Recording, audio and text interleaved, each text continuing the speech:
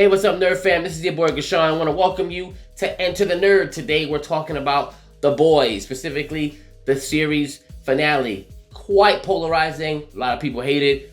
Some people love it. Some people are kind of in between. Me, I definitely wasn't a fan, but it was because, as far as storytelling, it just wasn't the best option, especially based on the fact that they already had a better alternative laid out in the source material. Very plain and simple. Now, does that mean that this show wasn't good? Because it actually diverted from the source material quite a few times, and it was still a solid show that stuck to the themes of the source material, that was entertaining, gave people a superhero alternative that wasn't campy, had some humor, had some stuff that made you want to throw up, crazy stuff. Even just that first scene of A-Train running right through Robin, a lot of people just were not expecting to see that right there off rip. And it gave a lot of moments like that. Now, did the show get a bit weaker as it went on? Sure. Some of the dialogue, it made you go, who talks like this? Yes. However, the show, if I have to give most of it, I'll say at least 90% of it, is still a great show. But like a lot of great shows, it had a really hard time sticking the landing. And that's because of I'm just suspecting maybe some of the motives behind the creative team. And here's some changes that I think led up to the fact that the series finale wasn't that good. When they changed Stormfront, and I don't even mean her gender, because obviously it's supposed to be a dude, but I think the gender swap actually made sense in this opinion, in this particular situation, because if it was like the original Stormfront, people would have seen that guy a mile away. Still racist and stuff, but people were more disarmed by this Stormfront. And her subtleness, all that was actually pretty cool. But Stormfront was his father in there, and I thought they were going to do some like weird incest thing where he don't know that that's actually his mother, and that would have been on par for the show, but they didn't do that. They introduced Soldier Boy, which instead of him being like three different people, which is what he is in the comic, they made him just one dude who's pretty powerful, leader of a team, for which Black Noir was on that. We'll talk about more on Black Noir in a second. But he plays, he becomes his father. So now they take some of Stormfront's features and kind of spread it onto him, but it doesn't really go anywhere. There are some cool moments where he's like ashamed of him, and is like the only reason why he puts up with him is because of what he feels about Stormfront. But I think that was really all just to plant seeds for the Vought show that's coming out, and not really to service where this was gonna go, which I don't like. I don't like things like that where you're planting seeds for the future, another show, but not really servicing the narrative of where this is gonna go. Okay, going into Black Noir. In the comic, Black Noir is Homelander's clone. He's a stronger clone. He's actually he's a psychopath. I want to say something. Homelander's also different in the comic. He's a petulant child still, but he's not as smart, not as conniving, not as politically savvy, and as the one in the show. So that was also another cool change. Which is why, if they would have still went with the whole Black Noir thing, which I thought they were, originally, obviously, in the show, they made Black Noir literally some black dude that was on the team with Soldier Boy.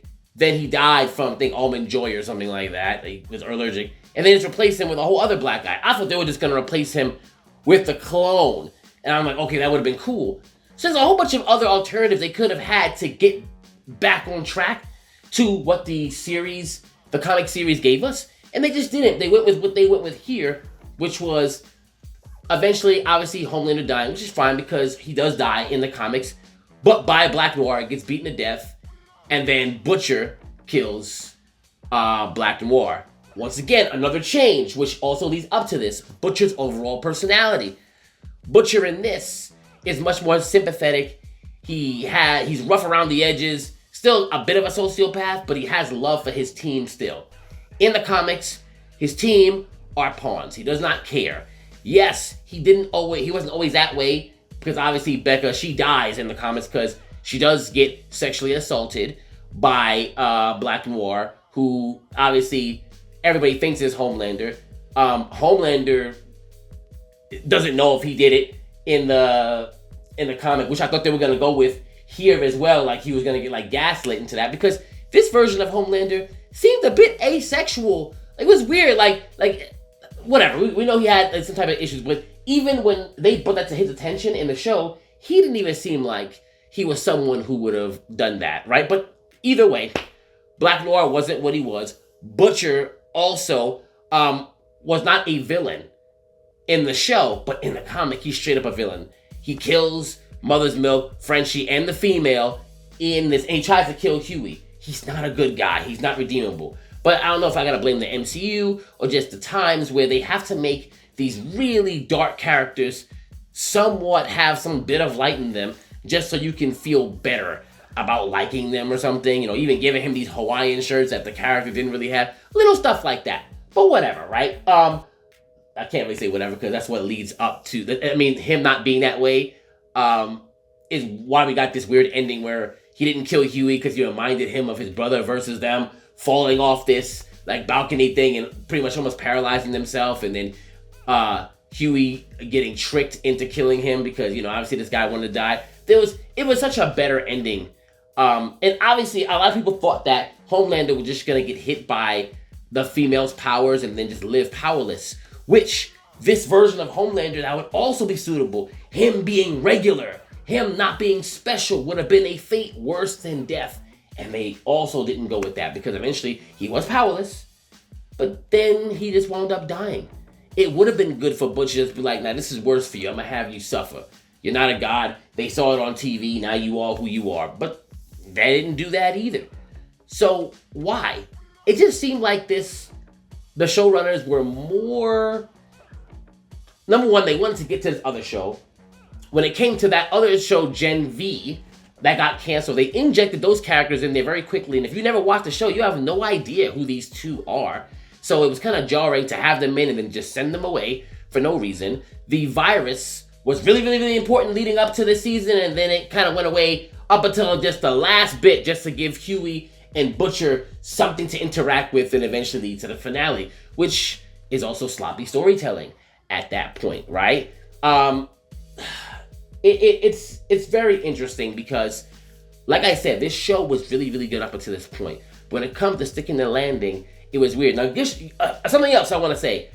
The comic had a lot more scenes with, like, unfortunately, sexual assault, and I'm glad they did not put that in there. I really don't like sexual assault being used as a plot device, and I'm glad they didn't, like, include all the things, or even Homelander eating a baby. I don't need to see that. But they still made a lot of compelling moments, which is why I don't think that people should throw the show away because of this, but you should be critical because the ending wasn't all that good. And then telling us, hey, we got more with Vought Rising, that doesn't make people. It's very Game of Thrones-esque, except I think the fall is not as steep. Game of Thrones is a monster all on its own, but this was still pretty damn good. And it really could have, stuck the landing, but they just decided not to for whatever reason. And it seemed like the creators also wanted to make a lot of socio-political messages. Like they were really hell-bent on that as well here, instead of going like, okay, well, they had the themes. I'm going to give them credit. They kept the themes of the show, so that's why the show is still good. But I think some of their decisions and themes, like the added stuff, is what took away from what we could have ultimately got. So once again, still positive for me as far as the show, but the finale wasn't good, especially in comparison to what we got. What do you think? Do you love the ending? Do you hate the ending? Whichever reason you have, let's talk about it. Enter the nerd.